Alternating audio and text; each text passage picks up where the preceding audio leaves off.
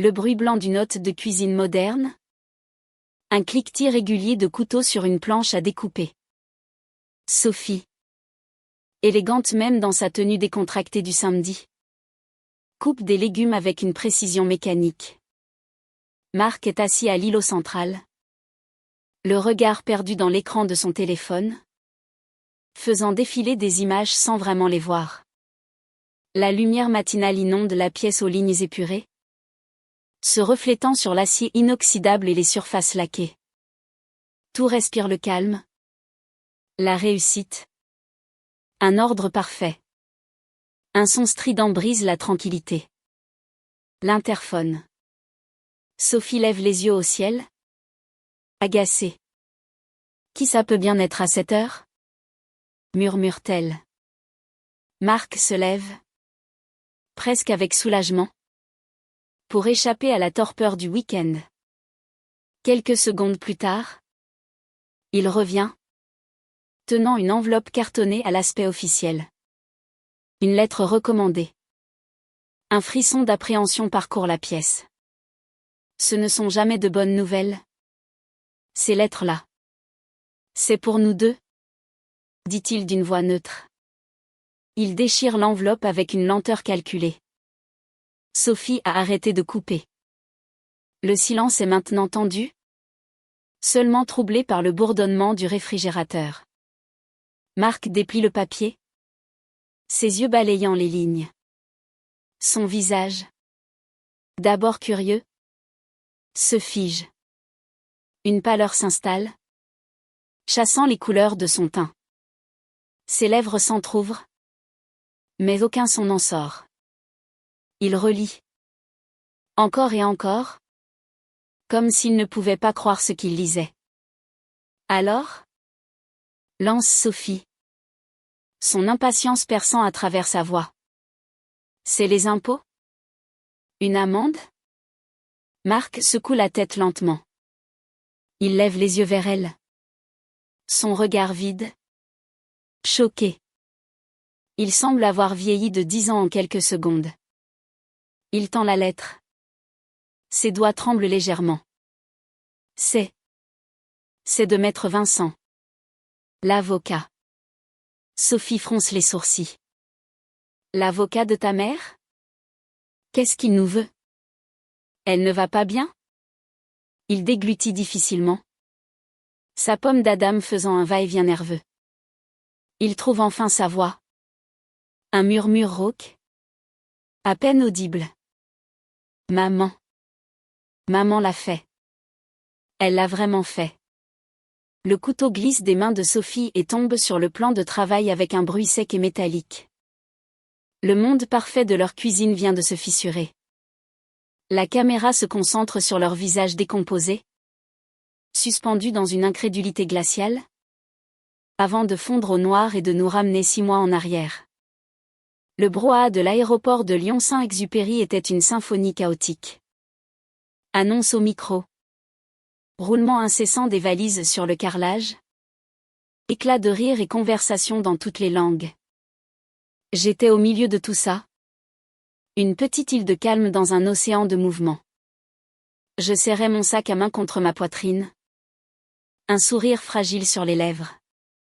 Malgré la tristesse qui ne me quittait jamais vraiment depuis la mort de Jean-Luc. Une petite étincelle d'excitation brillait en moi. Les Canaries. Du soleil. La mer. Un changement de décor. C'était l'idée de Marc et Sophie. Ça te fera du bien?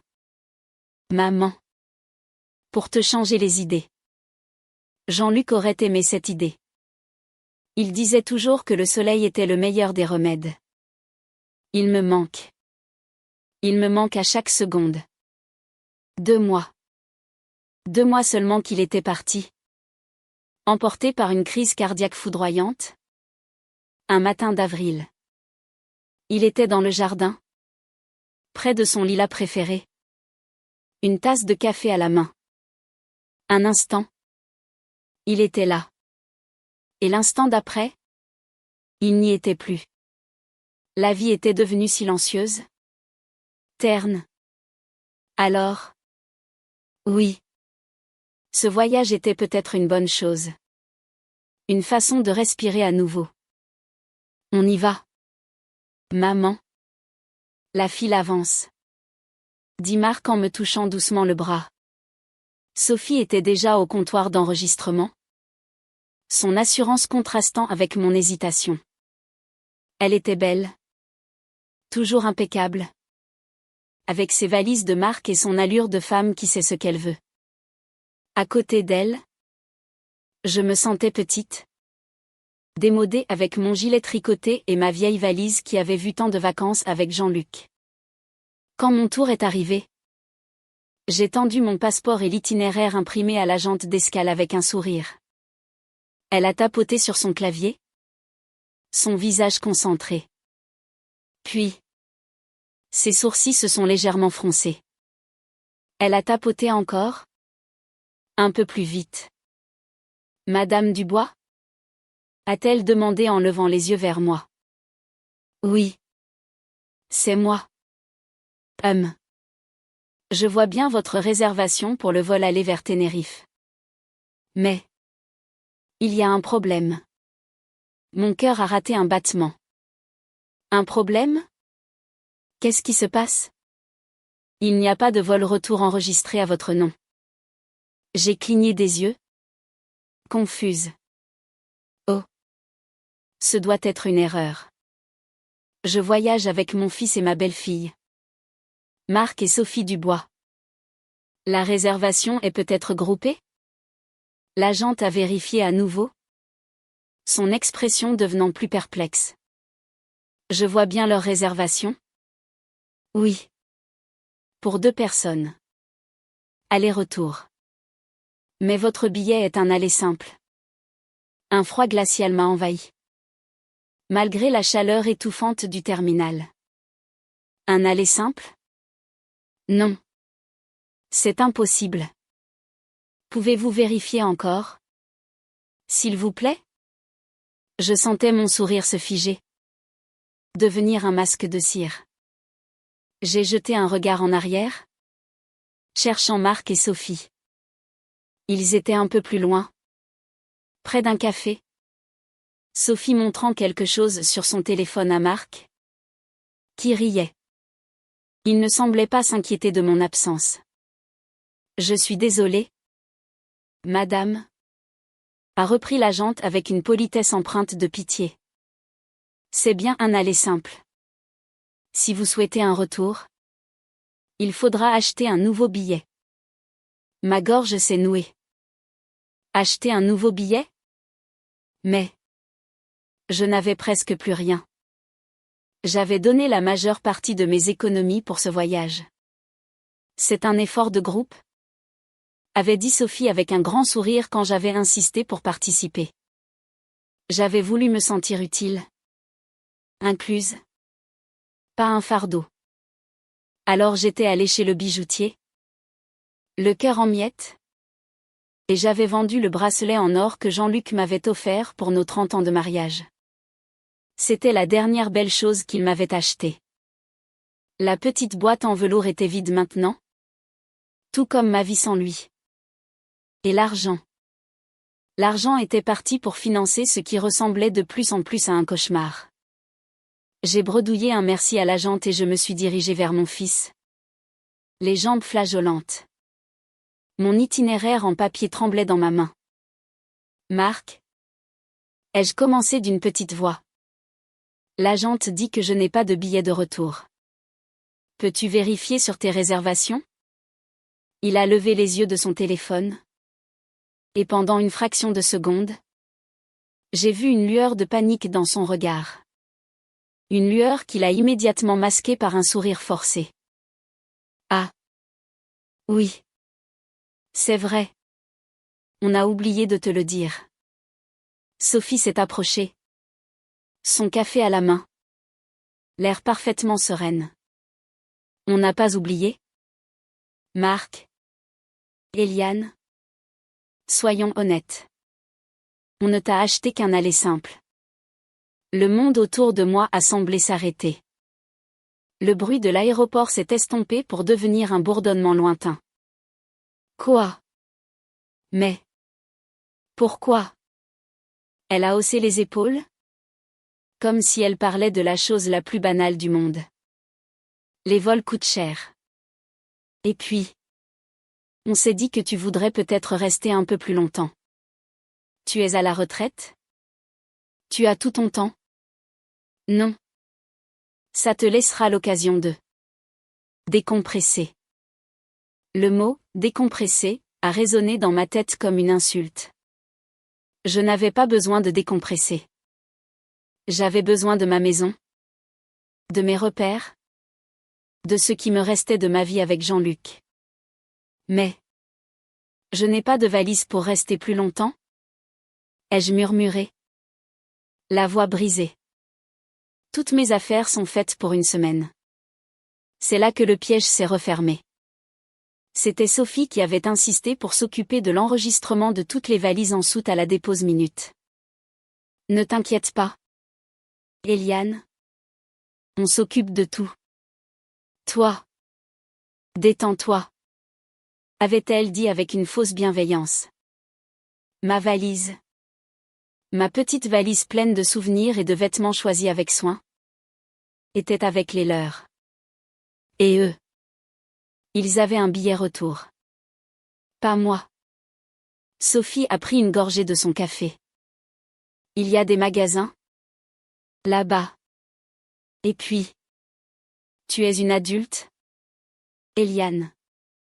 Tu peux te débrouiller. Elle a ensuite ajouté. Avec un petit sourire qui se voulait compatissant mais qui n'était que cruauté, au pire. Tu as ton téléphone. Tu peux le vendre. Ça devrait couvrir le prix d'un billet de TGV pour rentrer? Non. J'ai regardé Marc. Mon fils. Le petit garçon que j'avais porté. Que j'avais bercé. À qui j'avais appris à faire du vélo. Je cherchais dans ses yeux une trace de démenti. Un signe de protestation.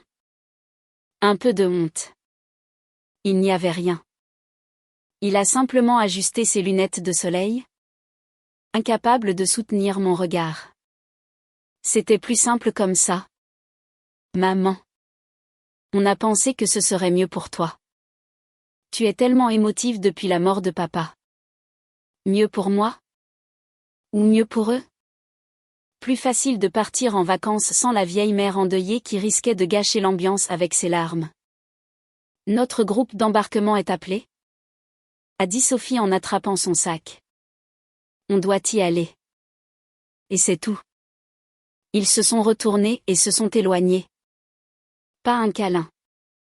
Pas un mot d'excuse. Pas même un regard en arrière. Ils m'ont laissé là. Au milieu du terminal. Comme un vieux ticket de caisse. Un déchet sans importance. Je les ai regardés passer le contrôle de sécurité. Leur silhouette s'éloignant jusqu'à disparaître dans le flot des voyageurs. Ils partaient en vacances. Des vacances qu'ils avaient financées avec le souvenir de mon mari. Après m'avoir abandonné sans argent. Sans billet de retour et sans même mes propres affaires. Je suis restée debout. Incapable de bouger. Le cœur battant à tout rompre. Le choc était si violent qu'il empêchait les larmes de couler. Autour de moi. La vie de l'aéroport continuait. Indifférente à mon drame. Des gens couraient pour attraper leur vol. Des familles riaient. Des couples s'embrassaient. J'étais invisible. Une statue de sel au milieu d'une fourmilière humaine. La dernière fois que je m'étais sentie aussi abandonnée. J'avais 8 ans. Mon père était parti pour une course en ville. Il n'est jamais revenu. Et me voilà. Des décennies plus tard. Vivant le même abandon. La même trahison. Sauf que cette fois. C'était mon propre fils qui me laissait sur le bord du chemin. Je ne savais pas depuis combien de temps j'étais là quand j'ai senti une légère poussée. Une femme avec une poussette venait de me heurter doucement. Oh. Pardon. Madame. A-t-elle dit. J'ai hoché la tête. Incapable de parler. Son regard s'est attardé sur moi. Puis sur l'espace vide à côté de moi. Là où une valise aurait dû se trouver. Un éclair de pitié a traversé ses yeux avant qu'elle ne détourne le regard et ne poursuive son chemin. Cette pitié a été comme un électrochoc. Je ne voulais pas de la pitié des étrangers. Je ne voulais pas être cette pauvre vieille dame abandonnée à l'aéroport. Lentement. Comme si mes membres étaient en plomb. J'ai traversé le hall pour trouver un banc libre. À l'écart du passage. Je me suis assise. Le dos droit. Le menton relevé. C'était une posture que Jean-Luc m'avait apprise. Même quand tout s'effondre. Eliane. Tiens-toi droite. Ne leur donne pas cette satisfaction. Je ne pleurerai pas. Pas ici. Pas maintenant. J'ai ouvert mon sac à main. Mes mains tremblantes cherchant quelque chose. N'importe quoi. Pour me raccrocher à la réalité. Mes doigts ont effleuré mon portefeuille. Mes clés de maison, une maison où je ne savais même pas si je pourrais retourner, et puis. Ils ont senti un petit objet dur et pointu. Ma broche. Une petite fleur de lilas en argent. Un héritage de ma mère. Je la portais toujours pour les grandes occasions. Je l'ai touchée. Sa fraîcheur métallique apaisant un peu le feu qui me brûlait de l'intérieur. Et c'est là que je m'en suis souvenu. Ce n'était pas la broche qui comptait. C'était ce que j'avais glissé derrière elle il y a des années.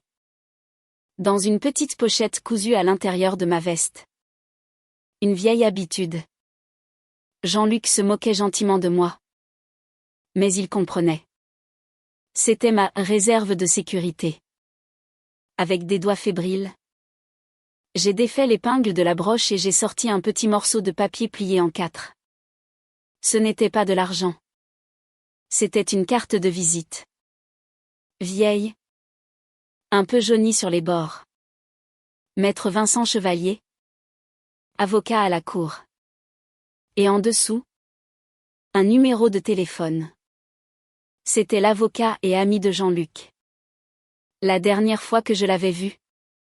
C'était pour la signature de notre testament commun. Un testament simple, tout pour le conjoint survivant. Puis tout pour notre fils unique. Marc.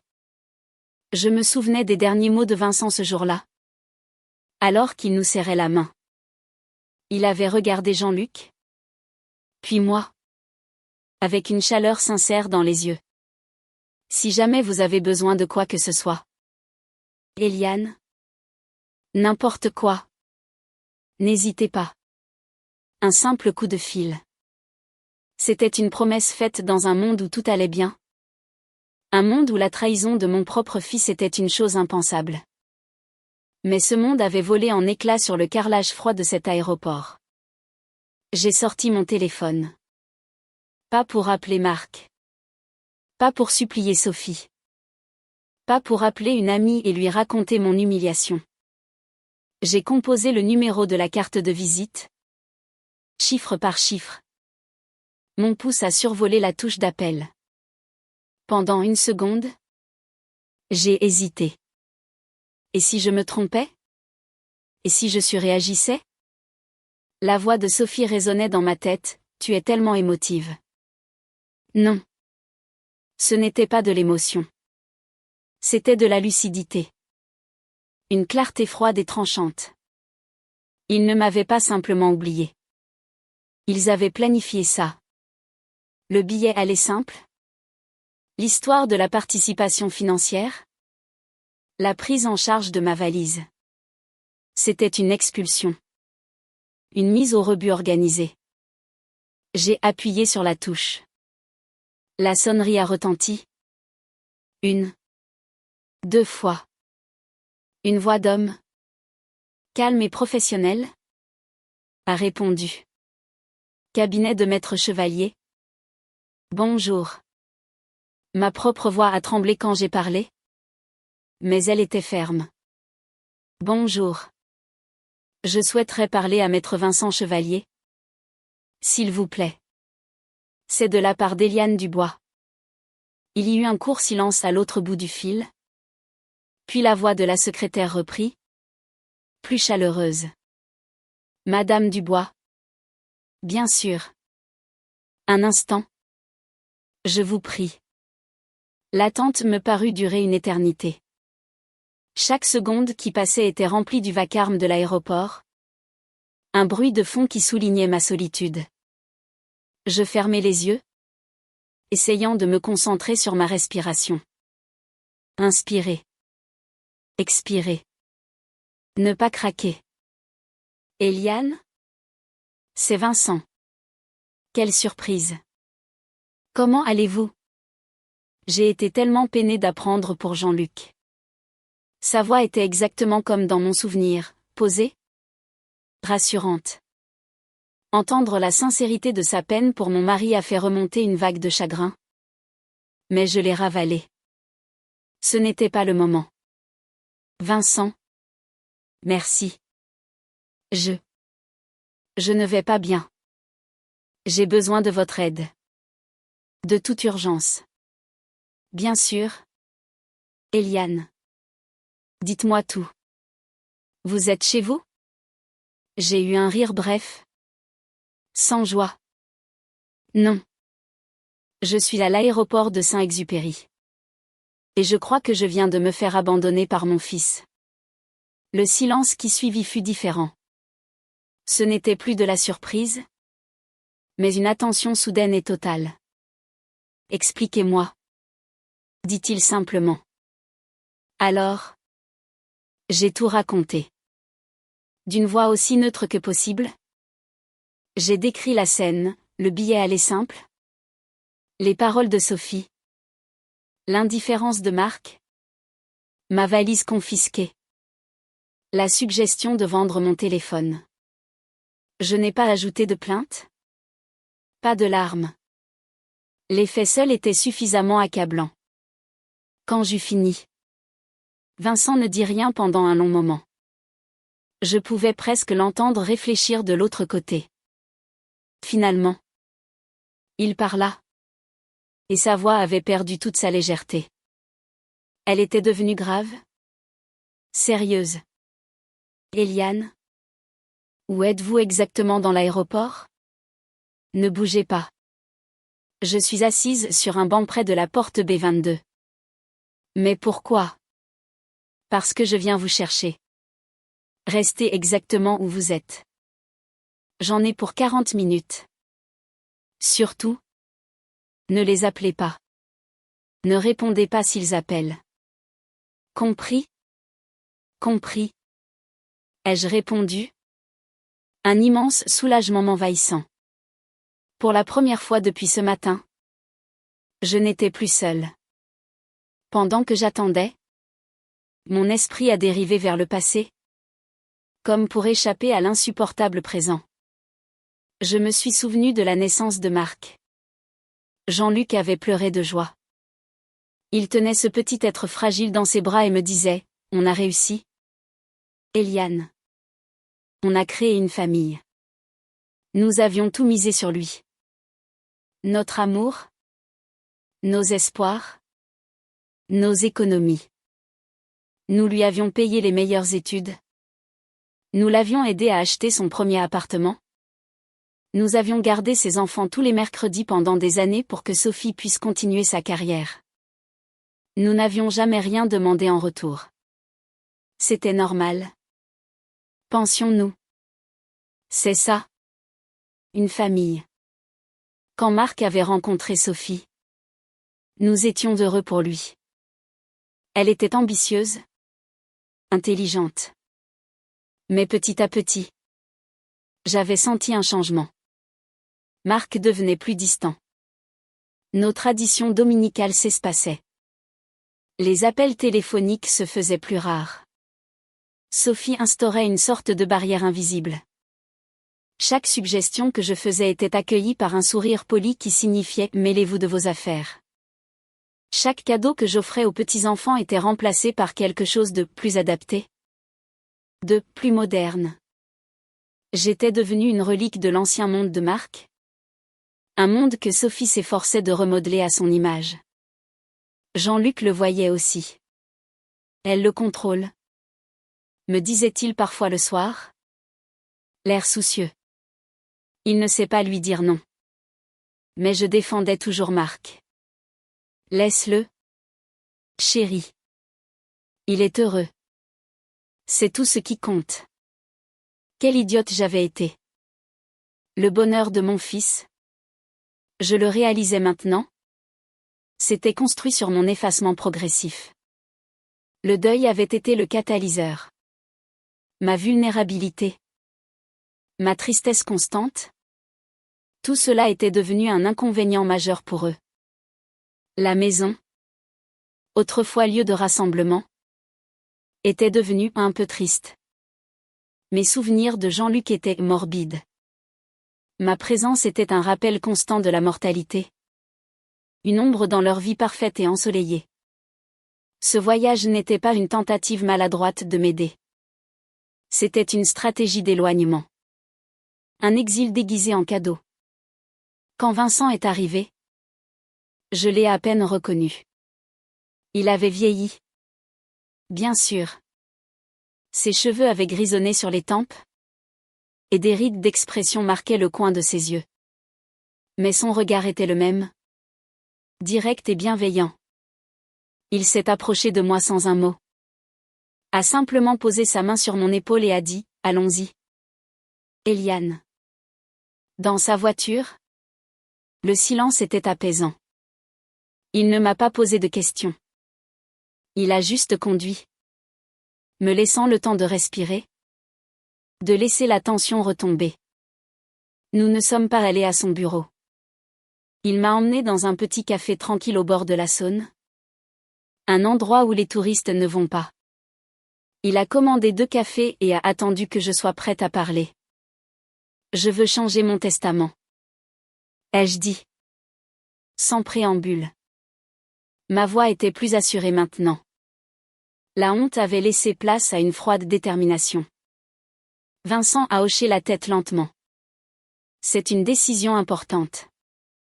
Vous êtes sûr de vouloir faire ça sous le coup de l'émotion? Ce n'est pas l'émotion qui parle? Vincent. C'est la lucidité. Ils m'ont traité comme un objet encombrant. Un objet dont on se débarrasse en le laissant à des milliers de kilomètres. Il ne mérite rien de ce que Jean-Luc et moi avons construit. Il a sorti un carnet et un stylo de sa mallette. Très bien. Dites-moi ce que vous voulez faire. Mais avant, je dois vous expliquer quelque chose d'important concernant le droit français. Contrairement à ce que l'on voit dans les films américains, vous ne pouvez pas déshériter complètement votre fils.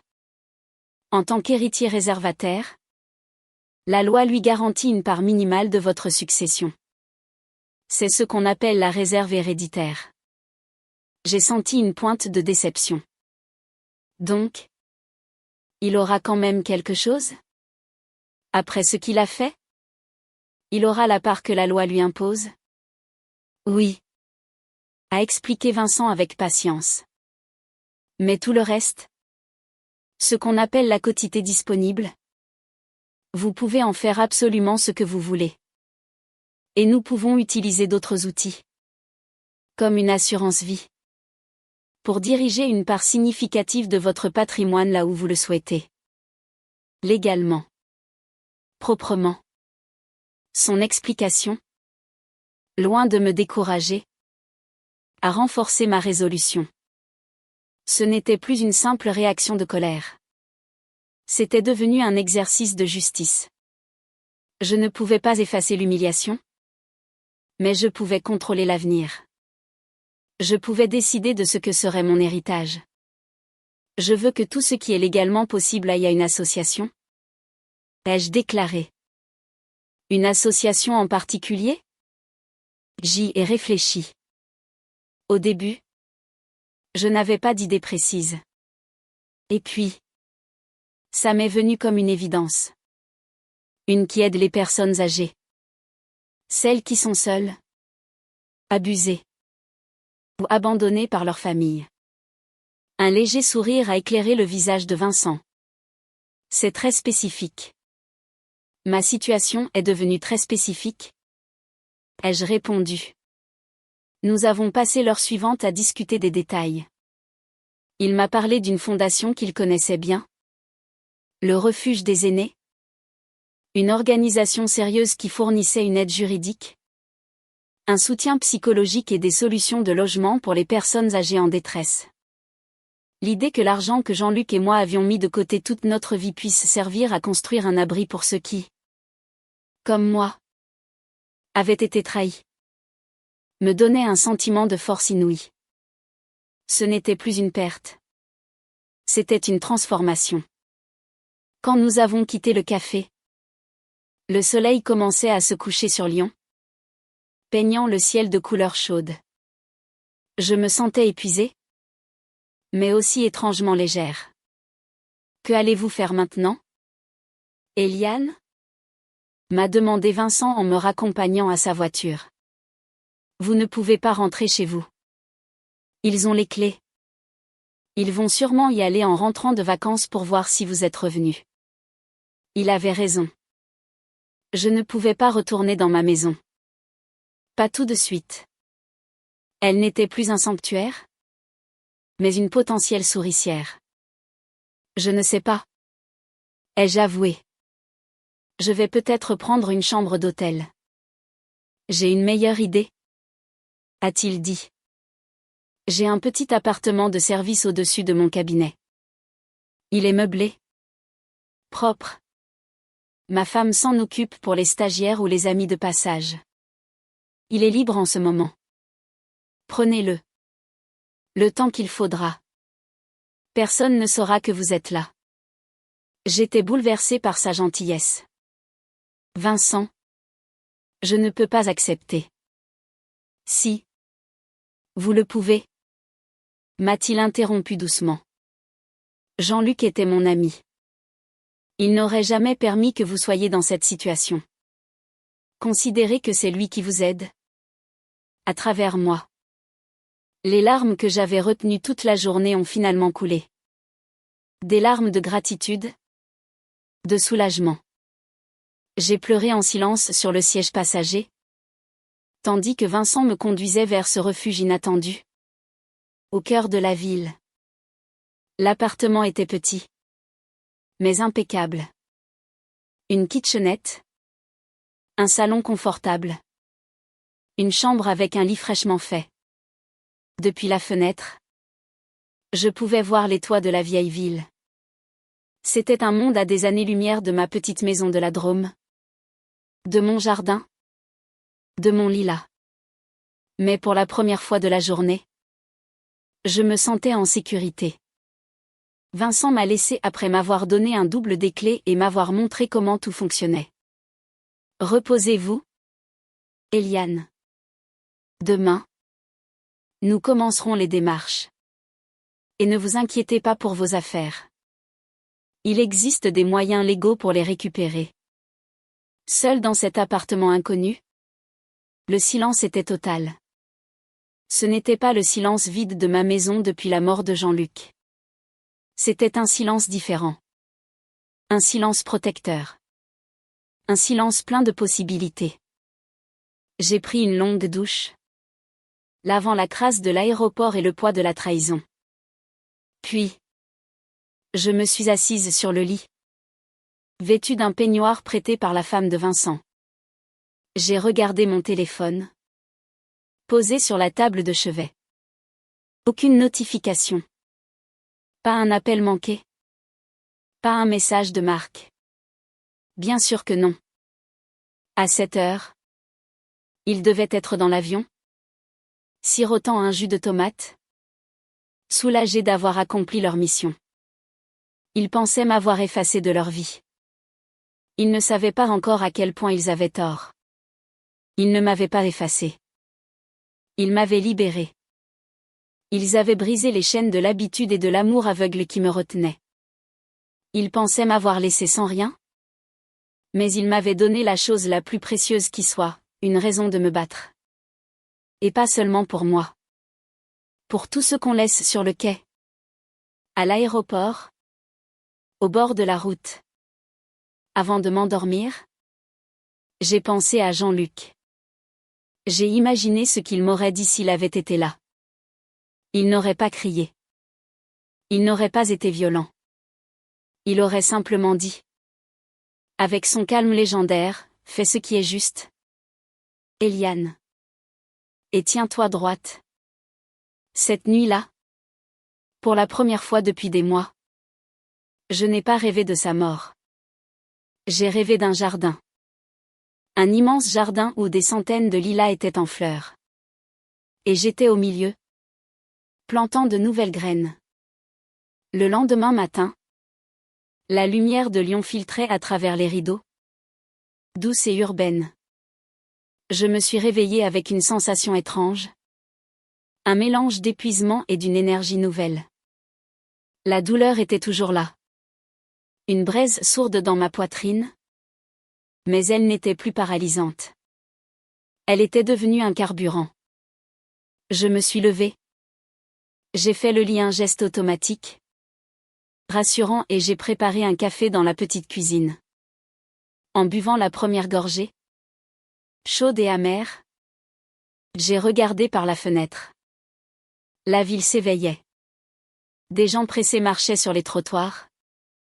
Chacun absorbé par sa propre vie. Hier, cette indifférence m'avait semblé cruelle. Aujourd'hui, elle était une promesse de liberté. Personne ne me connaissait ici. Je n'étais la mère de personne, la veuve de personne. J'étais juste Eliane. Et Eliane allait devoir réapprendre à vivre. Plus tard dans la matinée, je suis descendue au cabinet de Vincent. L'ambiance y était feutrée, studieuse. Des piles de dossiers. L'odeur du papier et du café fort. Vincent m'a installée dans son bureau. Une pièce lambrissée de bois sombre.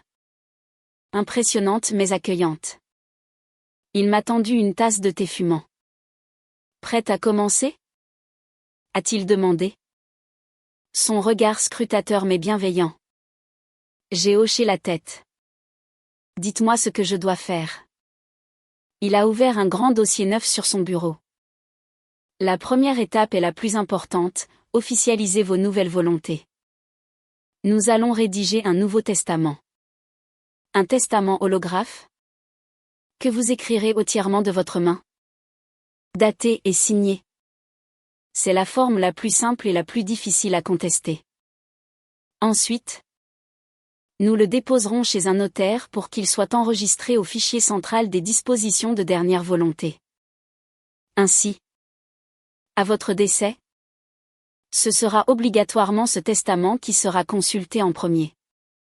Il m'a expliqué en termes simples les subtilités de la loi. La part réservataire de marque, calculée sur la totalité de mon patrimoine au jour de mon décès, serait d'un quart. Les 3/4 restants, la fameuse quotité disponible, je pouvais les léguer à qui je voulais. C'est déjà beaucoup, ai-je dit. Un peu surprise. Je pensais que ce serait moins. La loi protège la descendance directe, a-t-il précisé. Mais elle protège aussi votre liberté. Et nous allons l'utiliser au maximum. Ensuite, il y a l'assurance vie. Avez-vous un contrat ? Oui. Jean-Luc et moi en avions ouvert un il y a longtemps. C'est là que nous mettions nos économies pour la retraite. Vincent a souri. Parfait. L'assurance vie est un outil formidable. Les sommes qui y sont déposées n'entrent pas dans la succession. Elles sont transmises hors succession aux bénéficiaires que vous désignez. Votre fils n'a aucun droit dessus ? Pas même sa réserve héréditaire. C'est votre arme la plus puissante. Une arme. Le mot m'a surprise. Mais il était juste. C'était bien d'une guerre silencieuse qu'il s'agissait. Une guerre pour mon autonomie. Ma dignité. J'ai passé le reste de la journée à écrire. Vincent m'avait laissé seul dans une petite bibliothèque attenante à son bureau. Avec du papier, un stylo et des feuilles de brouillon. Écrire son propre testament est une expérience étrange.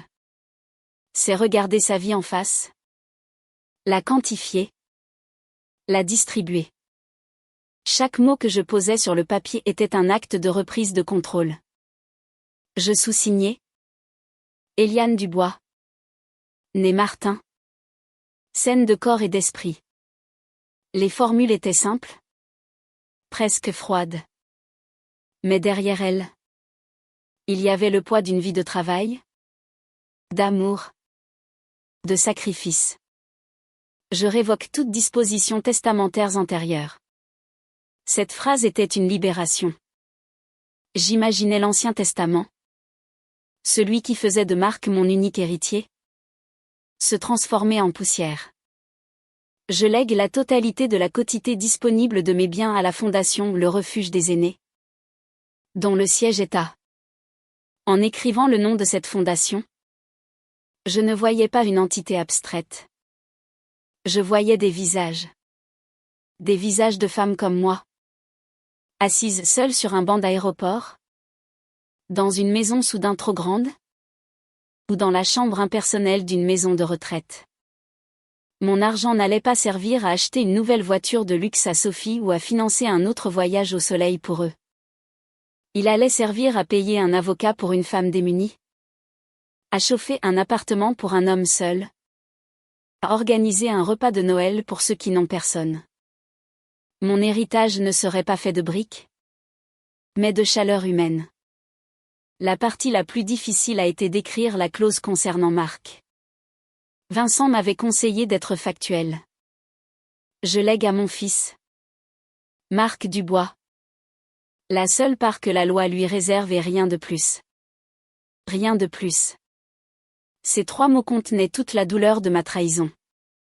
Une fois le testament rédigé, copié au propre sans rature ni surcharge, je l'ai signé. Ma main n'a pas tremblé.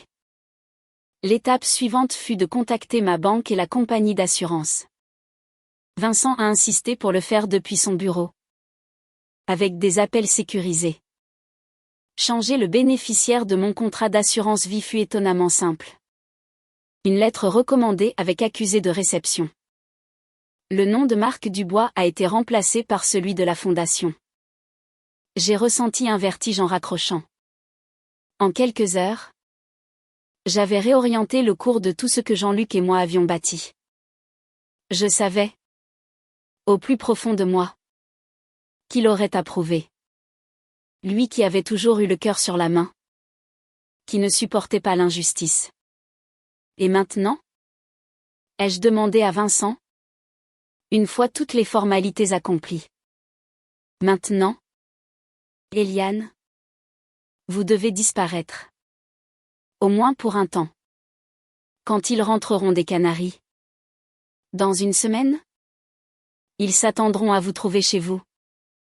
Soit en colère, soit repentante.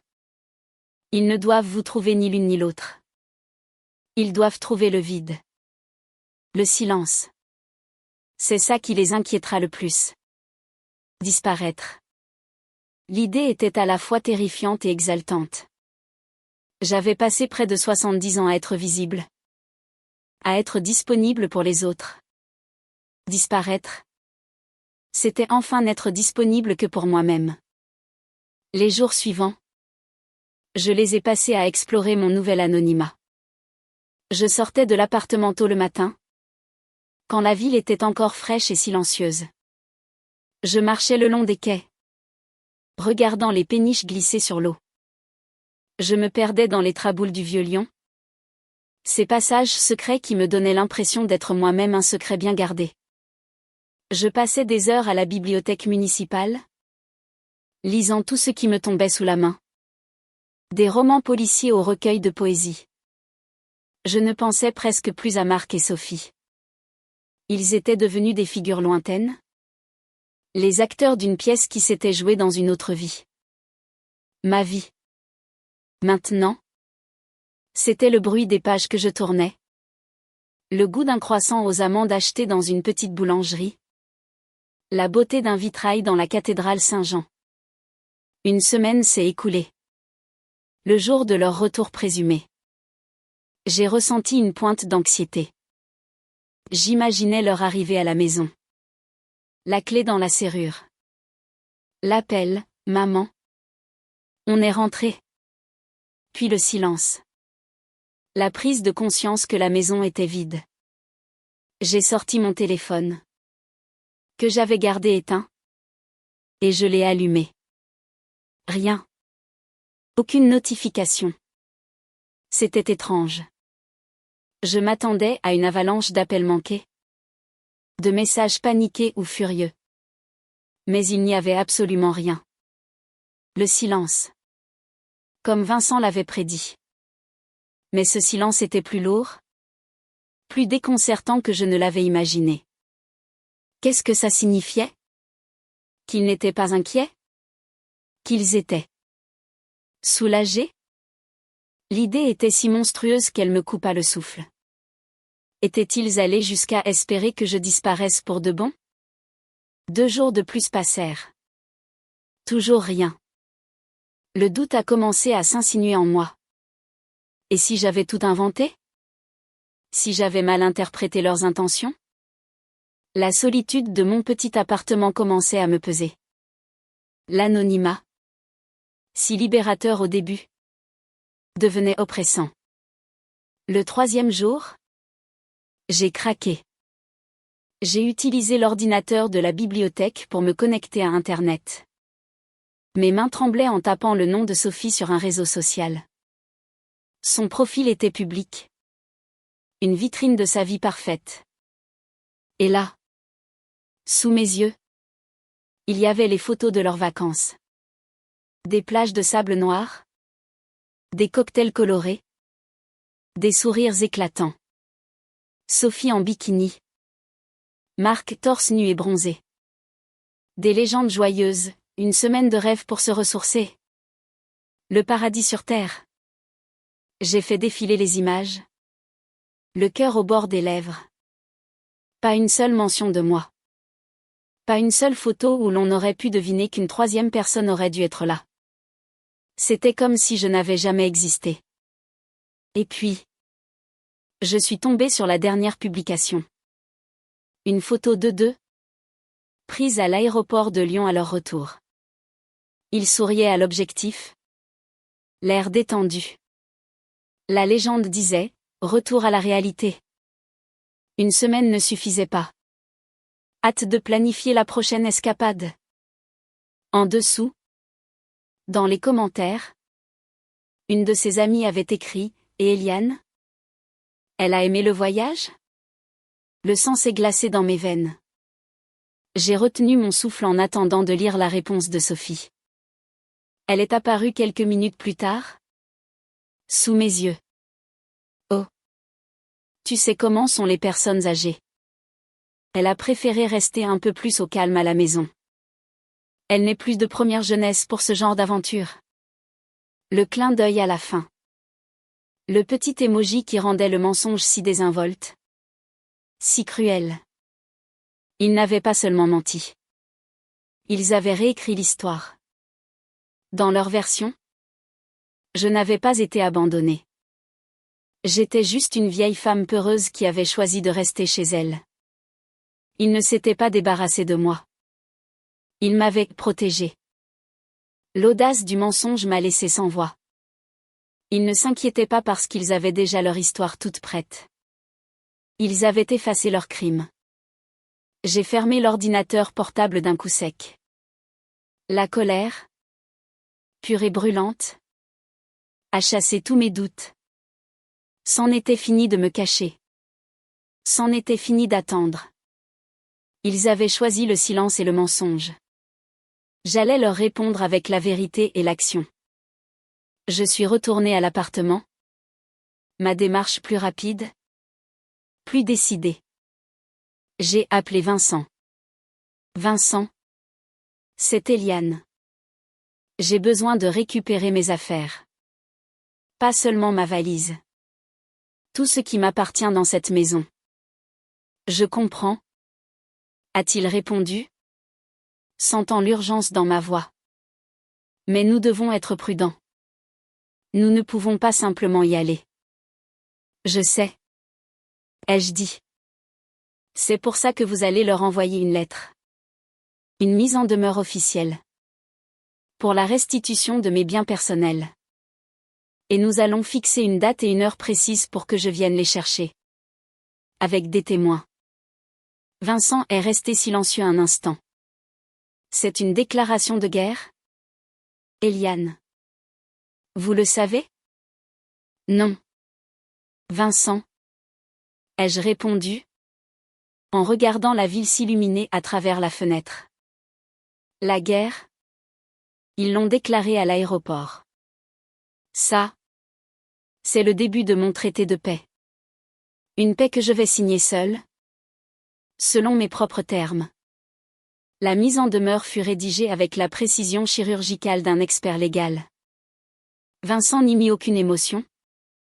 Seulement des faits et des articles de loi. Le document. Envoyé en recommandé avec accusé de réception. Listait de manière non exhaustive mes biens personnels et stipulait mon droit de les récupérer. Il proposait une date. Une semaine plus tard.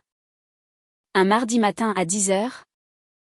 Et précisait que je serais accompagné d'un huissier de justice pour dresser un inventaire et s'assurer que tout se déroule sans incident.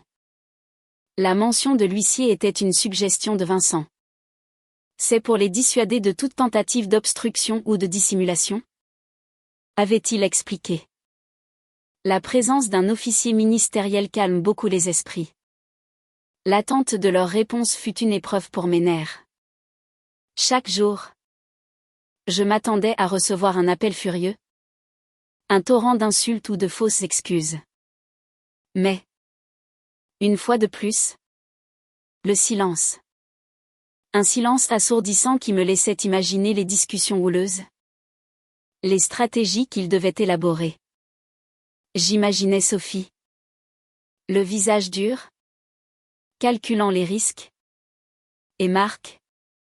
Pris entre deux feux. Probablement en train de plaider pour une solution plus douce. Finalement. Ce ne fut pas eux qui répondirent. Mais un avocat. Un confrère de Vincent. Spécialisé dans le droit de la famille. Dont le nom et le cabinet respiraient l'argent et le prestige. La réponse était polie. Presque cordiale. Leur client. Monsieur et Madame Dubois. Étaient profondément attristés par ce malentendu et seraient ravis d'accueillir Madame Dubois mère pour qu'elle puisse récupérer ses effets personnels. Ils acceptaient la date et l'heure. Et prenaient acte de la présence d'un huissier. Bien que jugé inutile dans un contexte familial aussi bienveillant. Cette dernière phrase me fit sourire amèrement. La bienveillance.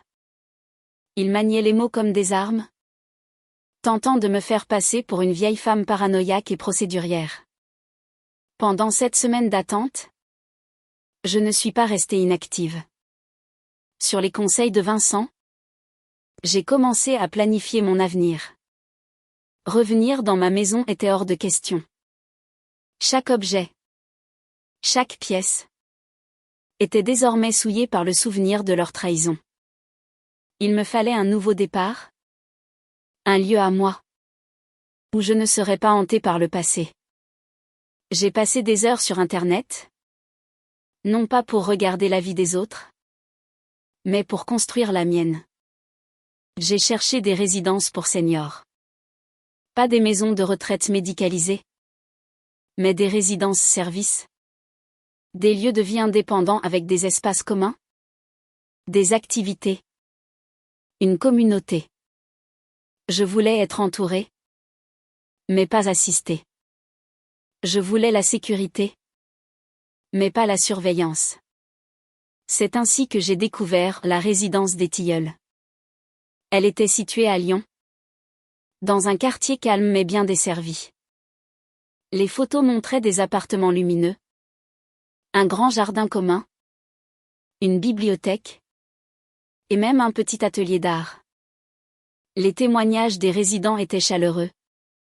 Parlant d'entraide et de convivialité. Et puis, il y avait ce nom. Les Tilleuls. L'arbre préféré de Jean-Luc? Après son lilas. C'était un signe. J'ai pris rendez-vous pour une visite. Sous un faux nom. Je ne voulais pas que ma démarche puisse être tracée. La directrice, une femme élégante et à l'écoute nommée Madame Fournier, m'a fait visiter les lieux. J'ai tout de suite aimé l'atmosphère. C'était vivant. Paisible. J'ai vu des gens jouer aux cartes dans le salon. D'autres discuter dans le jardin. Personne n'avait l'air triste ou abandonné. Nous avons un T2 qui se libère le mois prochain. M'a-t-elle expliqué. Il donne sur le jardin. C'est le plus calme. Quand j'ai vu l'appartement, j'ai su. C'était là. Une grande baille vitrée inondait le salon de lumière. Il y avait assez de place pour le fauteuil de Jean-Luc, ma bibliothèque et quelques autres meubles. C'était plus petit que ma maison. Bien sûr. Mais c'était suffisant. C'était un nouveau chapitre. J'ai rempli un dossier de pré-réservation ce jour même. Pour la première fois depuis des semaines, je me projetais dans l'avenir. Un avenir que je choisissais. Que je finançais. Que je contrôlais. En parallèle, j'ai organisé la logistique de mon déménagement. J'ai contacté une entreprise de déménagement d'une autre région. Comme prévu. J'ai tout payé d'avance. J'ai expliqué que je ne prendrais que certains meubles et cartons. Le reste devant être donné à une association caritative. Le plan était clair, le mardi. Je récupérais mes affaires. Le mercredi. Les déménageurs venaient tout chercher. Le jeudi. Je signais le bail de mon nouvel appartement. La veille du grand jour? Le mardi. Je n'ai presque pas dormi. Ce n'était pas de la peur, mais une sorte d'excitation fébrile. C'était la dernière confrontation. La fin d'un monde. Le matin venu, je me suis habillée avec soin. Pas de gilet tricoté. J'avais acheté un tailleur pantalon sobre. De couleur marine. Une tenue qui me donnait de la contenance. Une armure discrète. J'ai attaché mes cheveux en un chignon strict et j'ai mis la seule chose que j'avais gardée sur moi, ma broche en forme de lilas. J'ai retrouvé Maître Valois. L'huissier. Devant ma propre maison. C'était un homme d'une 50aine d'années. Au visage impassible et à l'allure imposante. Sa présence était incroyablement rassurante. À 10 heures précises, il a sonné. La porte s'est ouverte presque immédiatement. C'est Sophie qui est apparue. Elle avait revêtu son masque de parfaite belle-fille, sourire contrit. Regard plein d'une fausse compassion. Elle était maquillée. Coiffée.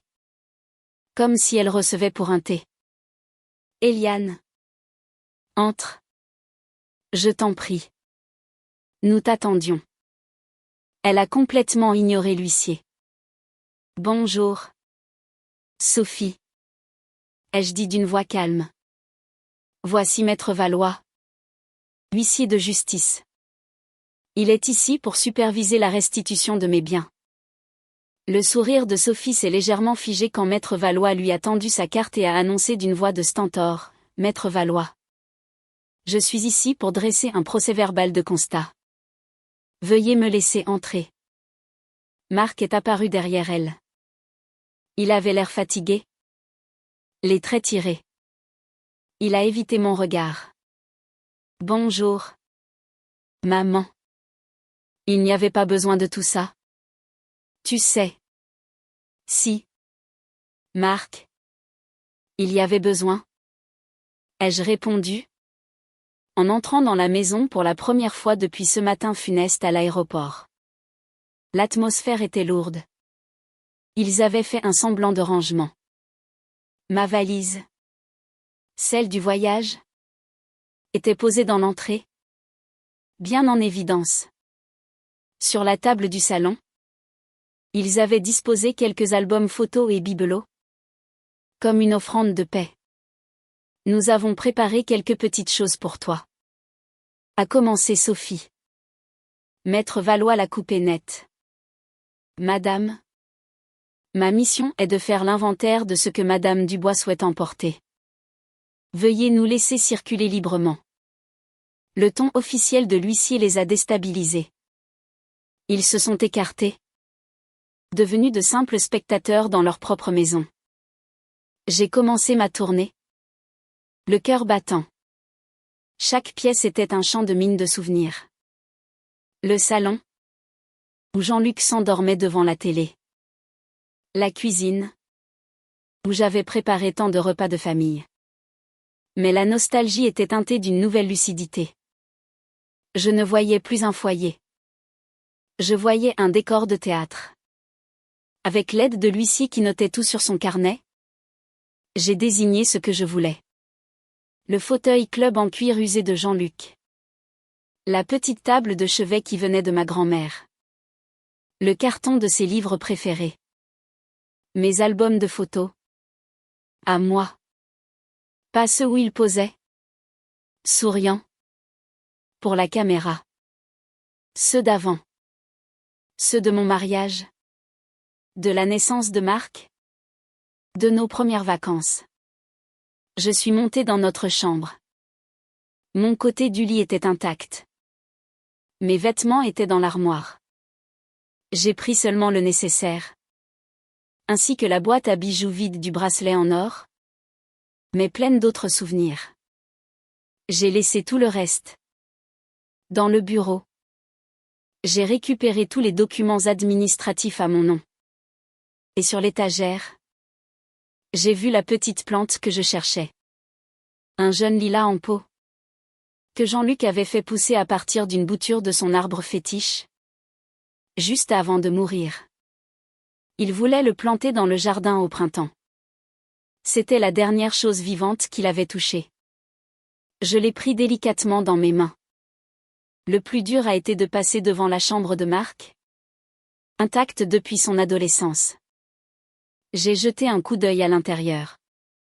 Les posters de foot. Les coupes gagnées au club de tennis. Toute une vie de fierté maternelle.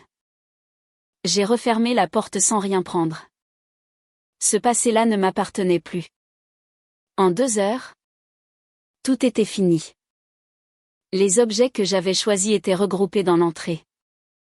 C'était peu de choses. Finalement. Une vie entière réduite à quelques cartons. Un fauteuil et une plante. Pendant que l'huissier finalisait son procès-verbal, Sophie a tenté une dernière approche. Eliane. On peut parler? Juste 5 minutes. On est vraiment désolé. On ne pensait pas. Vous ne pensiez pas quoi? Sophie. Les jeux interrompus. Mon calme ne se fissurant pas. Que j'aurais le courage de me défendre? Que je trouverais de l'aide? Que je refuserais de disparaître gentiment comme vous l'aviez prévu? Elle a reculé. Surprise par ma franchise. Marc s'est avancé. Maman. S'il te plaît. C'était une erreur. Une terrible erreur. On peut arranger les choses. J'ai regardé mon fils dans les yeux. Vraiment. Pour la première fois. Je n'y ai vu ni remords sincère, ni tristesse. J'y ai vu de la peur. La peur de perdre son confort, son héritage. La peur des conséquences. Non. Marc. On ne peut pas. Certaines choses, une fois cassées, ne se réparent pas.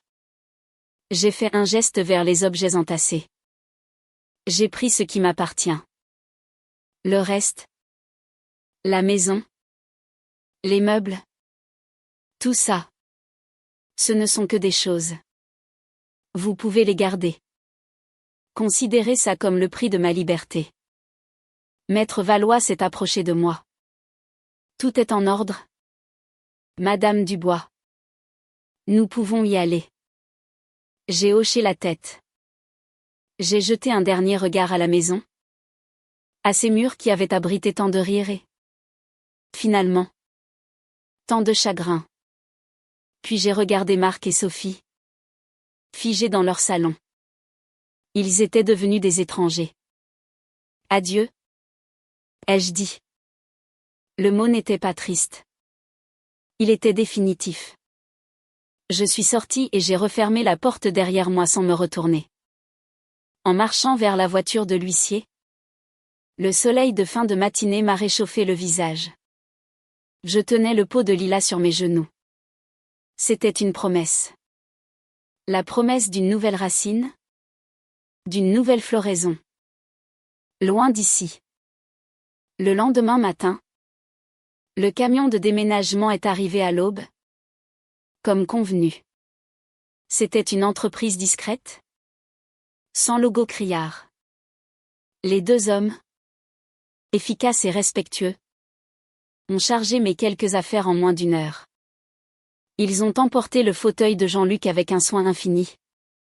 Comme s'ils transportaient un trésor. En les regardant travailler depuis le seuil de la porte, une sensation de détachement m'a envahi. Ce n'était plus ma maison. C'était une coquille vide. Un décor de théâtre dont les acteurs principaux étaient partis. Avant de fermer la porte une dernière fois, j'ai fait le tour des pièces vides. Le soleil matinal dessinait des carrés de lumière sur le parquet, là où se trouvaient autrefois nos meubles. Le silence était absolu. J'ai pensé à toutes les années passées ici.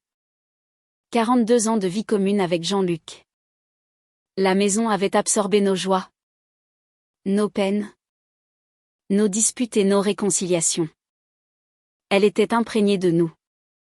Mais une maison sans amour n'est que mur et poussière. Sur la table de la cuisine, là où tant de lettres et de listes de courses avaient été écrites, j'ai laissé une enveloppe. À l'intérieur, la clé de la porte d'entrée et un simple mot. Écrit sur une feuille blanche, je ne reviendrai pas. Ne me cherchez pas. Pas de reproches. Pas d'explication.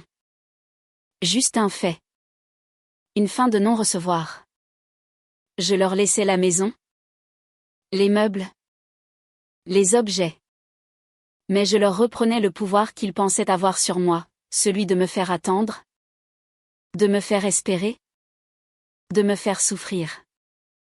J'ai fermé la porte. Le clic de la serrure a résonné comme le point final d'un long chapitre. J'ai suivi le camion de déménagement avec la petite voiture de location que j'avais prise. En traversant le village, j'ai regardé les rues familières, la boulangerie, la place de l'église. C'était ma vie d'avant. Une vie confortable, prévisible. Mais qui, je le réalisais maintenant, m'avait lentement endormi. J'étais devenue une habitude pour les autres, et pour moi-même. Le trajet vers Lyon m'a semblé plus court que jamais.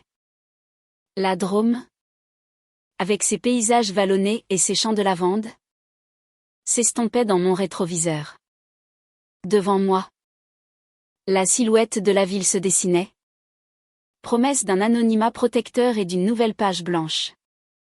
L'arrivée à la résidence des Tilleuls fut un contraste saisissant.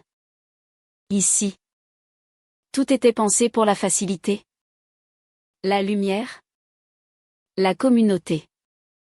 Madame Fournier, la directrice, m'a accueilli avec un sourire sincère. Bienvenue chez vous, Madame Dubois. Chez vous. Ces deux mots, si simples, ont eu une résonance profonde. Mon appartement était prêt, propre et lumineux. Les déménageurs ont installé mes meubles avec une efficacité tranquille. Le fauteuil de Jean-Luc a trouvé sa place près de la baie vitrée, comme s'il avait toujours été là. J'ai posé le petit lilas en pot sur le rebord de la fenêtre, où il pourrait profiter du soleil. Quand tout a été en place, je me suis assise dans le fauteuil. Le cuir familier a épousé la forme de mon dos. Depuis cette place, Je pouvais voir le grand jardin de la résidence. Des résidents se promenaient. D'autres lisaient sur des bancs. Une douce rumeur de vie me parvenait. Apaisante. Les premiers jours furent une période d'adaptation. J'ai déballé mes cartons. Non pas comme une corvée, mais comme un rituel. Chaque objet retrouvé était une reconnexion avec la meilleure partie de mon passé. J'ai rangé les livres de Jean-Luc dans la bibliothèque. J'ai accroché quelques photos de nous deux. Jeunes et insouciants. J'ai transformé cet espace impersonnel en un refuge. Mon refuge. J'ai rapidement compris que la vraie richesse de cet endroit n'était pas le confort matériel, mais les gens. J'ai commencé à prendre mes repas du soir dans la salle à manger commune.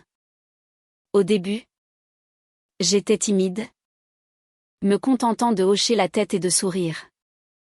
Mais la glace s'est vite brisée. Mes voisins de table, un couple d'anciens professeurs et une veuve malicieuse nommée Hélène, m'ont intégré avec une simplicité et une chaleur désarmantes.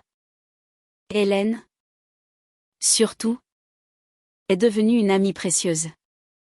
Avec ses cheveux argentés coupés courts et ses yeux pétillants d'intelligence. Elle avait un humour piquant et une franchise rafraîchissante. Elle ne posait jamais de questions indiscrètes. Mais elle avait une façon de vous regarder qui vous donnait l'impression qu'elle comprenait tout. Alors, la nouvelle, m'a-t-elle lancé un soir? Un verre de vin blanc à la main. Vous fuyez un passé compliqué ou vous construisez un avenir simple? Sa question directe m'a surprise. Mais je n'ai pas cherché à l'esquiver. Un peu des deux. Je crois. Ai-je répondu avec un sourire. C'est la meilleure réponse. A-t-elle dit en trinquant avec moi. On est tous un peu des deux. Ici. Des rescapés magnifiques. Le mot rescapé m'a touché. C'était exactement ça. J'avais survécu à un naufrage. J'ai commencé à participer aux activités. Je me suis inscrite à l'atelier d'aquarelle du jeudi après-midi. Je n'avais pas touché un pinceau depuis des décennies. Depuis que Marc était petit. Mes premières tentatives étaient maladroites. Les couleurs bavaient. Mais je ressentais une joie immense à simplement créer quelque chose de mes propres mains. Quelque chose qui n'avait d'autre but que d'exister. Je me suis aussi jointe au club de jardinage. On nous avait attribué une petite parcelle dans le grand jardin commun.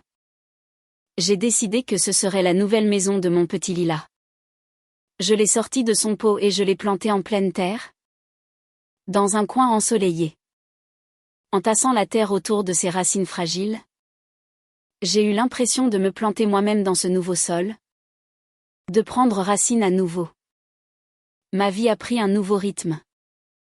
Les matinées étaient pour moi. Pour la lecture, la peinture ou simplement pour regarder le jardin depuis mon fauteuil. Les après-midi étaient pour la communauté. Les discussions avec Hélène. Les parties de cartes endiablées où l'on riait aux larmes. Je n'avais plus de longues heures vides à meubler. Le silence n'était plus menaçant. Il était devenu un ami. Un espace pour respirer. Un après-midi. Alors que nous étions plusieurs à nous occuper du jardin, Madame Fournier est venue nous rejoindre. Elle avait l'air particulièrement heureuse. Chers amis, j'ai une merveilleuse nouvelle à vous annoncer, a-t-elle dit. Ses yeux brillants d'enthousiasme. Vous savez que nous rêvions depuis longtemps d'agrandir l'atelier d'art et de construire une petite serre chauffée pour l'hiver. Eh bien, ce rêve va devenir réalité. Un murmure de satisfaction a parcouru notre petit groupe. Nous venons de recevoir une subvention exceptionnelle, a-t-elle continué. C'est une fondation privée? Le refuge des aînés? Qui a décidé de financer entièrement notre projet?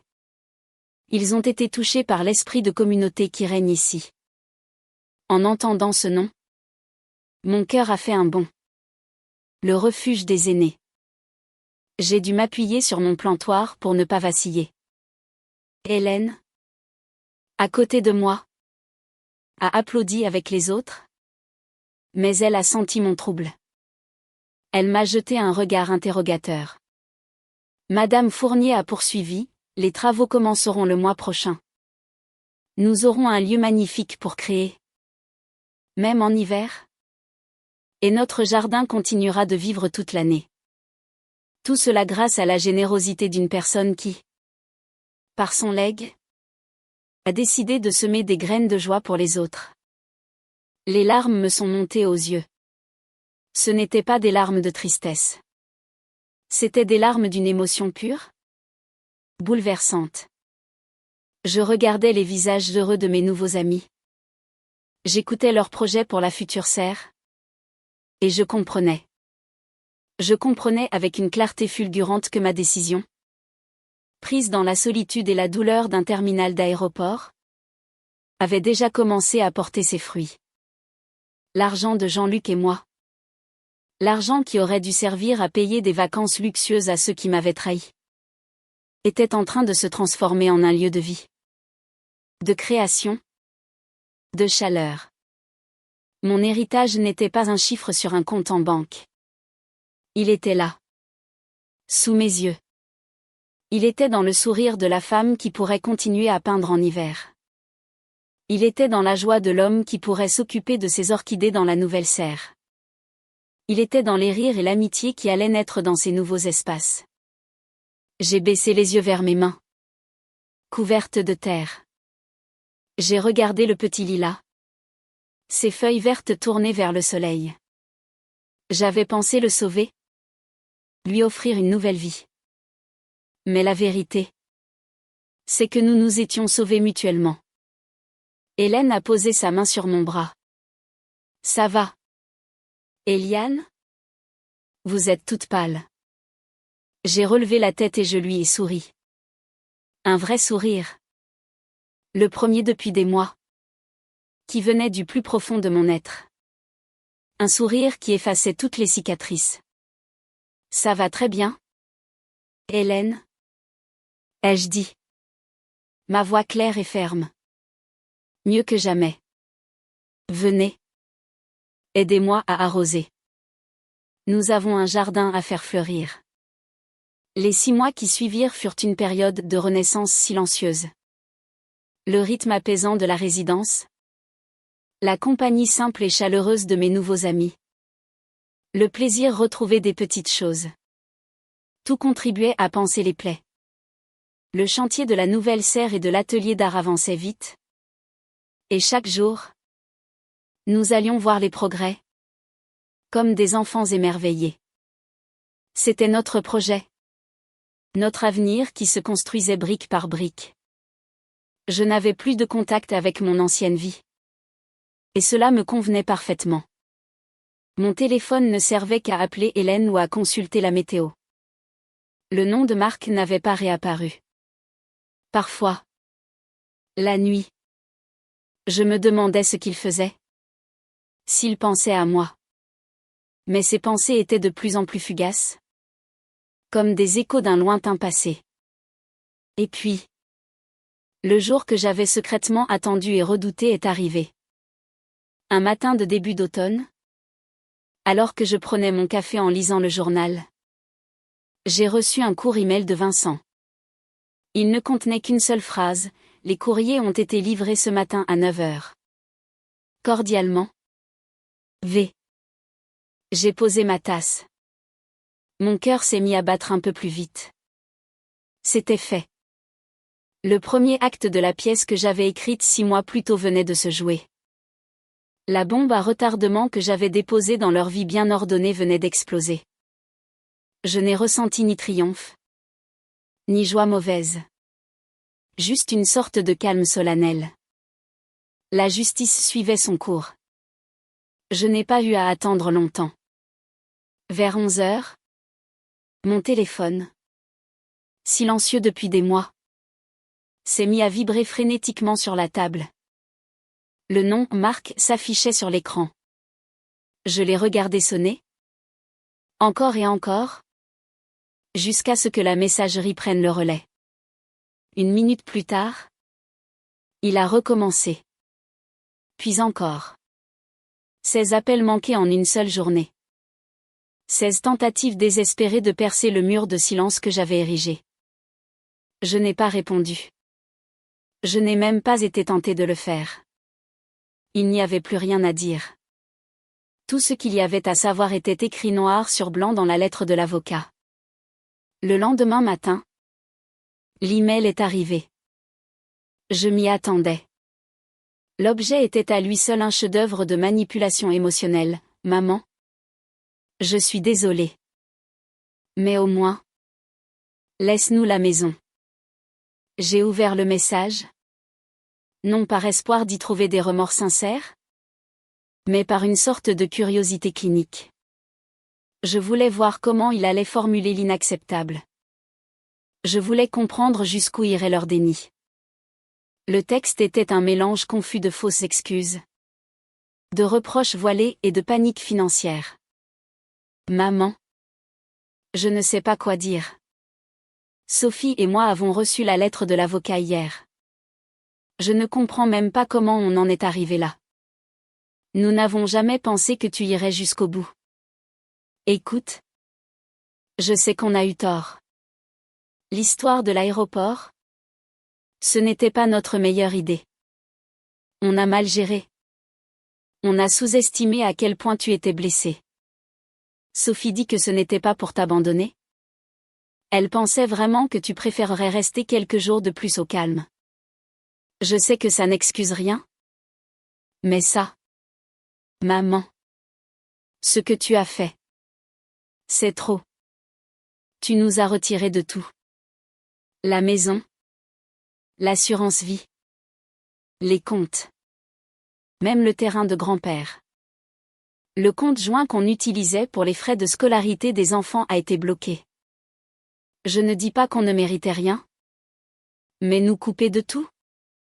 Après toutes ces années? S'il te plaît. Au moins. Laisse-nous la maison. Tu sais que les enfants y ont grandi. Tu sais qu'elles représentent quelque chose. Nous ne sommes pas parfaits. Mais nous sommes ta famille. Est-ce qu'on peut se parler? Juste un appel. 5 minutes. Marc. J'ai lu l'email une première fois. Puis une deuxième. Chaque mot confirmait la justesse de ma décision. Pas une seule fois il ne demandait de mes nouvelles. Pas une seule fois il ne demandait si j'allais bien. Où j'étais. Comment j'avais vécu ces 6 derniers mois. Sa seule préoccupation était matérielle. La maison. Les comptes. Le terrain. Mais la phrase qui a tout scellé? Celle qui a révélé le fond de leurs pensées? C'était la première, nous n'avons jamais pensé que tu irais jusqu'au bout. C'était donc ça. Il m'avait cru faible. Il pensait que j'étais trop vieille. Trop gentille. Trop dépendante de leur affection pour oser me rebeller. Il pensait que je pleurerais. Que je crierais. Puis que je finirais par pardonner. Comme toujours. Ils avaient confondu ma patience avec de la passivité. Mon amour avec de la soumission. Et maintenant? Ils étaient choqués de découvrir que la femme qui leur cousait des boutons sur leur manteau avait aussi une colonne vertébrale en acier. Ils voulaient la maison. La maison où ils m'avaient laissé seule avec mon deuil. La maison où ils n'avaient pas mis les pieds pendant des semaines après l'enterrement de leur père. La maison qu'ils voulaient garder. Non pas pour les souvenirs, mais pour la valeur immobilière. J'ai fermé l'ordinateur. Je n'ai pas répondu. Je ne répondrai jamais. Mon silence était ma réponse la plus éloquente. Cet après-midi-là, je suis allée à la bibliothèque de la résidence. Je me suis assise dans un fauteuil confortable. Un livre de poésie sur les genoux. Sans même le lire. J'avais besoin du poids de quelque chose de beau et d'honnête entre mes mains. Hélène est venue s'asseoir à côté de moi. Elle m'a observé un instant avec son regard perçant. Vous avez encore ce visage? A-t-elle dit. Quel visage? Ai-je demandé. Celui qu'on a quand on vient de montrer au monde qui on est vraiment. C'est un mélange de soulagement et d'épuisement. J'ai souri. C'est peut-être ça. Elle a eu un petit rire approbateur. Bien. Ce monde avait besoin de l'entendre. Nous sommes restés assis en silence pendant un long moment. Un silence confortable. Plein de non-dits et de compréhension mutuelle. En la regardant, j'ai pensé à la notion de famille. J'avais passé ma vie à croire qu'elle était définie par le sang, par les liens de la naissance. Mais cette femme, que je ne connaissais que depuis quelques mois, me comprenait mieux que mon propre fils ne l'avait jamais fait. Elle ne me demandait rien. Elle était juste là. C'était peut-être ça. La vraie famille. Celle qu'on choisit. Celle qui nous choisit en retour. En rentrant dans mon appartement, j'ai jeté un dernier coup d'œil à l'email de Marc sur mon téléphone. J'ai relu sa dernière supplique, juste 5 minutes. J'ai songé une seconde à répondre. Une seule ligne. Quelque chose de simple et de définitif. Il est trop tard. Ou peut-être, vous avez eu toute une vie. Mais à quoi bon? Cela n'aurait fait qu'ouvrir une porte que j'avais mis tant d'efforts à fermer. Il n'aurait pas compris. Il n'aurait entendu que le refus. Pas la raison. Alors, j'ai fait quelque chose de beaucoup plus simple. Et de beaucoup plus puissant. J'ai sélectionné le contact Marc. J'ai appuyé sur Option. Et j'ai cliqué sur Bloquer ce numéro. J'ai fait de même pour son adresse email. Un petit clic. Un geste anodin. Mais pour moi, c'était le son de la liberté. Qu'il s'interroge. Qu'il se mette en colère. Qu'il regrette. Leur tumulte émotionnel ne me concernait plus. Il se déroulait maintenant dans un autre pays. De l'autre côté d'une frontière que j'avais moi-même dessinée et que je ne les laisserais plus jamais franchir. Je me suis approchée de la fenêtre et j'ai regardé mon petit lilas. Depuis que je l'avais planté, il avait grandi. De nouvelles feuilles, d'un vert tendre, avaient poussé. Il semblait heureux dans sa nouvelle maison. Moi aussi. J'avais semé assez de graines dans une terre qui n'était plus fertile. Il était temps de m'occuper du jardin qui commençait enfin à fleurir. Certains jours, j'oublie à quoi ressemblait le silence d'avant. Le silence tranchant. Vide. Celui qui s'était installé dans la maison après le départ de Jean-Luc. Après que les plats de condoléances eurent cessé d'arriver. Après que mon propre fils eut cessé de demander comment j'allais. Le silence. À la résidence des tilleuls. Est différent. Il est doux. Il bourdonne de vie contenue. Il est une présence rassurante. Une pause entre deux conversations. Entre deux éclats de rire. Il ne me juge pas quand je me repose. Ou quand je me souviens.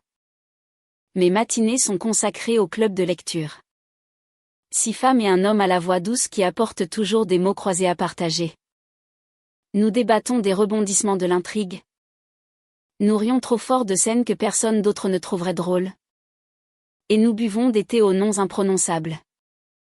Nous nous appartenons les uns aux autres de la manière la plus simple qui soit, en étant présents. Les après-midi. Je suis des cours de yoga doux dans le jardin. Mon équilibre n'est plus ce qu'il était. Mais personne ne s'en soucie. L'instructrice me dit toujours, vous êtes plus forte que vous ne le pensez. Eliane. Et pour la première fois de ma vie. Je la crois. Un soir. Alors que nous organisions le matériel dans le nouvel atelier d'art enfin terminé. Une femme nommée Ruth. Toujours discrète. M'a regardé de l'autre côté de la table et a demandé à voix basse, vous le regrettez? Parfois. Elle n'a pas précisé quoi. Elle n'en avait pas besoin. Dans notre petite communauté de rescapés, nous savions toutes ce que le signifiait. Je l'ai regardé droit dans les yeux et j'ai répondu sans hésiter, je regrette de ne pas l'avoir fait plus tôt. Elle a hoché la tête. Un fin sourire sur les lèvres. Plus de questions. Ce soir-là, je suis restée seule dans mon appartement. La fenêtre était ouverte, laissant entrer la brise fraîche de l'automne. Sur la table, il y avait une photo encadrée de Jean-Luc. Celle où il rit de tout son visage. Les yeux presque fermés. Une main en plein geste. J'ai allumé une bougie pour lui. Pas par deuil, mais par gratitude. Je vais bien. Mon amour. Ai-je murmuré. Plus que bien. Puis, après un instant, j'ai ajouté quelque chose que je ne savais même pas que j'avais besoin de dire à voix haute. Ils pensaient que je m'effondrerais quand ils m'ont laissé. Ils pensaient que je paniquerais. Que je les supplierais. Que je leur courais après. Je me suis penchée vers la photo. Comme s'il était assis en face de moi. Mais tu sais quoi? Jean-Luc? Ce sont eux qui ont tout perdu ce jour-là. Pas moi. Ils avaient perdu le chemin qui menait à moi. Parce que c'est bien ça qu'ils avaient fait. N'est-ce pas? Ils avaient pris mon silence pour de la faiblesse. Ils avaient pris ma patience pour du consentement. Ils avaient pris mon amour pour un puissant fond dans lequel ils pouvaient puiser éternellement. Sans jamais rien y reverser. Mais moi, aujourd'hui, je ne me considère plus comme une personne qui doit quoi que ce soit à qui que ce soit. Ni à Marc. Ni à Sophie. Ni aux petits-enfants qui, un jour, demanderont pourquoi ils ne connaissent pas leur grand-mère, et qui entendront la version de l'histoire que leurs parents auront l'audace de leur raconter. Ce n'est pas mon fardeau. Je connais ma vérité. Je l'ai vécue. J'y ai survécu. Et plus encore, j'ai reconstruit ma vie à partir de ces cendres. Ici, je ne suis pas la vieille dame qui a payé le voyage. Je ne suis pas une ressource financière. Un inconvénient. Une silhouette qui s'efface dans un coin. Je suis Eliane. À la résidence des Tilleuls. On prononce mon nom quand j'entre dans une pièce. On me garde une place. On me demande sur quoi je travaille. On attend mon avis au club de lecture avant de passer au chapitre suivant. On se souvient si je préfère la tisane à la menthe ou à la camomille. On se souvient. On se soucie. On me voit. Et moi? Je me vois. Non pas comme une relique. Non pas comme une histoire qui s'est terminée à la mort de Jean-Luc. Mais comme une femme qui a traversé la pire des trahisons. Celle qui se cache derrière les sourires de la famille. Et qui en est sortie avec son nom intact. Il y a 2 semaines, Marc et Sophie sont venus. Ils ont dû user de ruse pour trouver mon adresse. Je les ai vus depuis ma fenêtre alors qu'ils traversaient le parking. Ils avaient l'air plus âgés. Plus tendus. Sophie portait un tailleur impeccable. Marc un costume qui semblait trop grand pour lui. Une nouvelle stratégie, l'approche formelle. Le repentir d'affaires. Je ne suis pas descendue. J'ai appelé la réception et j'ai demandé à Madame Fournier de leur dire que je ne souhaitais pas les recevoir. Pas aujourd'hui. Jamais. Hélène, qui était avec moi, a regardé par la fenêtre à son tour. Elle les a observés. Debout. Désemparés. Près de leur voiture luxueuse.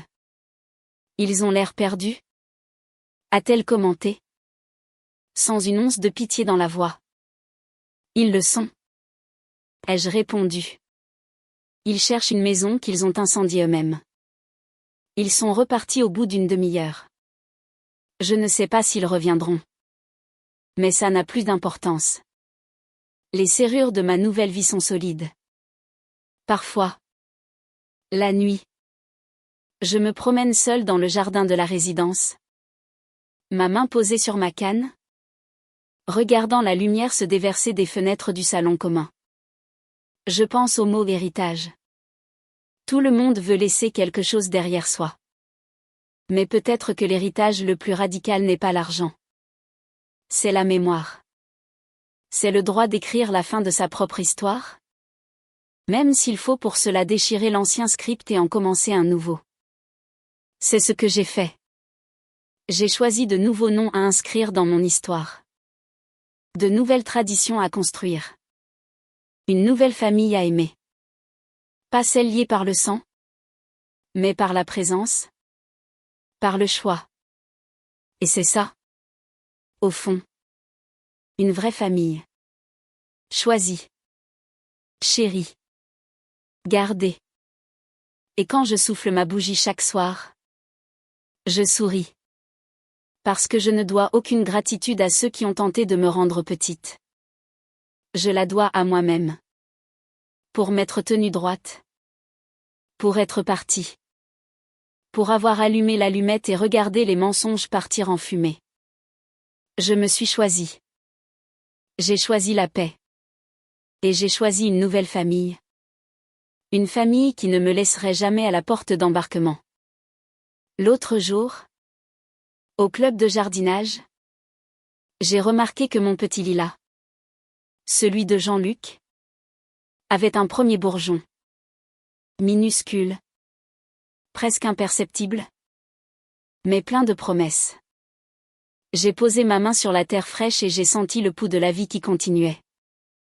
Une vie qui, malgré tout, choisit toujours de fleurir.